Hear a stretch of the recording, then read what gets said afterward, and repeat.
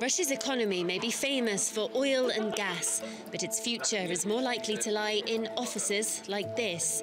These young tech entrepreneurs run a crowdfunding website that has helped hundreds of businesses get going. It's the innovation required to help diversify the economy, but they say they need more help. The Russian taxes for small business is quite high. We need to do a lot of reports. If you only launch your product, it's quite difficult for you. And helping them may be the government's biggest challenge. Vladimir Putin says he's made Russians richer and brought economic stability after the collapse in the 90s. But his economy still depends on oil and gas and is dominated by the state. So what will his next 6 years mean for business? President Putin has backed Russian military sales and supported oil and gas giants. But Transparency International say Russia's top companies aren't open enough. And economists warn Russia needs new industries to shield itself from market shocks. So now President Putin is promising to cut regulation for small businesses. And that will have to be just the start.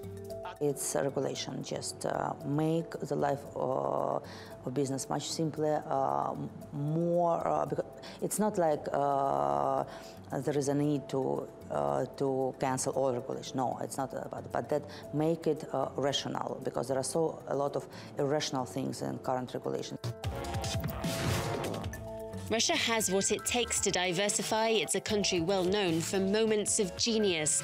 But its top talent often go overseas to start businesses, so making it easier for them to create change at home could be the start of Russia's economic future. Lucy Taylor, TRT World, Moscow. Investment bank JP Morgan says the election could result in a reformist cabinet more inclined towards boosting fiscal spending, but that it might not be enough to revive an economy highly dependent on energy revenues. Falling oil prices have pushed up inflation, but GDP growth over the last 3 years has been recovering slowly. It returned to 1.5% this year, but it fell short of the 2% government target. The cost of living, meanwhile, is rising, and unemployment is up at 5%. Last year, average monthly wages dropped to $553 from $867 in 2013. Meanwhile, the oil ministry says the key to growth is reducing state control of the economy. So let's break down Russia's economy in more detail now. Joining us from Paris is our editor-at-large, Craig Copetas. But let's start with Alexander Prosviryakov. He's the president of Moscow-based investment bank Whitestone Capital. Alexander, great to have you once again on Money Talks. Wonderful to see you. Your company advises companies and entrepreneurs on how to grow their business. What is the mood among the people that you deal with and that you advise as they come into this election? Are they worried about the fact that Russia finds itself perhaps more diplomatically isolated?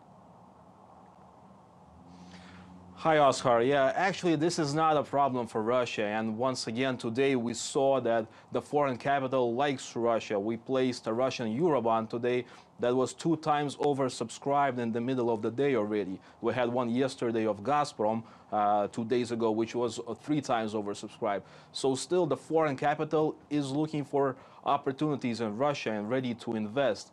So we see some tensions on the diplomatic front. But again, this does not prevent the capitalists, the guys looking to make money to invest in the country. What may go wrong is if we see some kinds of sanctions on the financial front, like if the foreigners will not be able to buy the Russian bonds, this may hurt Russia. But given the fact that we are under-leveraged, we have only 18% of GDP, as debt as a country, which is 5 times lower than most of the European countries and the US, there is not much risk in Russia. So people are looking for opportunities, and not only the Russians, but the foreigners also. Okay, Craig, let me bring you in here. I mean, you heard what Alexander just said, and S&P seems to bear him out. They just upgraded Russia's sovereign ratings last month. So everything hunky-dory with the Russian economy then? Well, you would think so. Russian bonds are white hot, 10-year yield of around 7%. Listen, historically, you know, Putin did not only crush the Crimea, he crushed inflation. He stabilized the ruble. And what's interesting about the bonds is non-residents hold some 33% of those domestic bonds. And as you said, Standard & Poor's just upgraded Russia's status to investment grade. That's kind of positive. But if you're going to do business there, just bring a food taster with you to that business dinner and travel with a toxicologist familiar with exotic Russian chemical weapons. Wow. Great investment, though. Yeah, okay, but so that's perhaps the view from an outside investor's point of view. As we heard in Lucy Taylor's report, though, earlier, there are entrepreneurs in Russia who perhaps now are finding it difficult to get the kind of traction that they need to because Russia is such a top-down economy. I mean, Alexander, let me bring it back to you.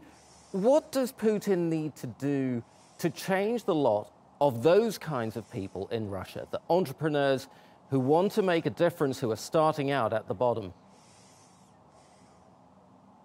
Well, we have other people too, like for example myself. I spent half of my life living in the US. I got education in Europe and in the US, and I came to Russia to start a business here because there are opportunities in the financial sphere, in the technology sector, in the IT sector. The Russian guys are, I think, one of the best in the world in terms of IT. I'm not talking about those hackers that hack they say that they hack the elections, but I mean the guys that that work in the top companies like in Google and Facebook and Microsoft. There are a lot of Russians in the senior management positions.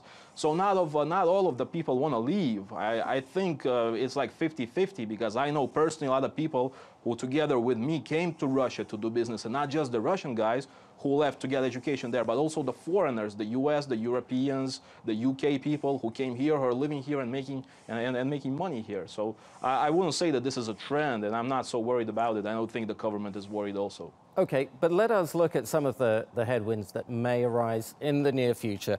We've got the diplomatic dispute with the UK. Craig, you and I earlier this week talked about this issue. One of the issues that came up was how the West could successfully punish Russia if they wanted to. And one of the issues that you spoke about was possibly freezing them out of the SWIFT money transfer system. Tell us a little bit more about how you think that might work. Well, that's not going to happen. That would shut down the global economy. Although, as some say, there's a war going on, and then there are going to be casualties in the war, so you shut down the transfer of capital in and out in Russia. But all these joint statements condemning Russia just don't have the heat of the Kremlin's natural gas exports to the EU and elsewhere. They need this. Now, what the critics are harping on here, everyone from those pushing the Magnitsky Act on down, is they don't like how capital is created in Russia. But Russia remains a sovereign nation, albeit that one that its critics say has legalized kleptomania. But it's a sovereign nation. The money that comes out of Russia, like it or not, is legitimate capital under Russian law, full stop. Okay, we're almost out of time. Alexander, I want to come back to you with one last question. If you were President Putin's economic advisor, what is the one thing that would be at the top of your list? Well, I think we should have some structural reforms. For example, the legal system, the courts, because there are some questions when two companies fight between each other, the state company usually wins, and sometimes I don't think this is not fair. So we got to start from that. If people see that this is getting solved, then more money will come into Russia, and the businessmen, the guys, will stay here and will start businesses, will do businesses here. Alexander Prosviryakov, president of Whitestone Capital in Moscow, and Craig Copetas in Paris. Thank you both very much indeed.